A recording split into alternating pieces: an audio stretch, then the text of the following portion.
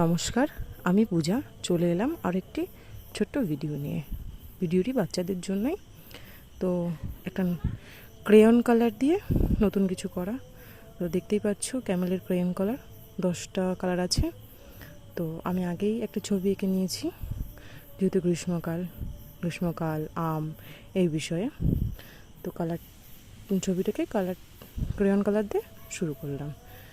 দেখুন কালারটি কেমন হচ্ছে। ক্রেয়ন কালারের কাজ আমার প্রথম এটা। এর আগে ছোটোবেলায় করেছি, কিন্তু আমি এরপর কখনো ক্রেয়ন কালার দিয়ে কালার করিনি। তো এটাই অনেক দিন পর ক্রেয়ন কালারের একটা কাজ। তো দেখো তোমাদের কেমন লাগলো। বাচ্চাদের জন্য সহজ একটা ছবি। ভালো লাগলে কাজটা একটা লাইক দেবেন,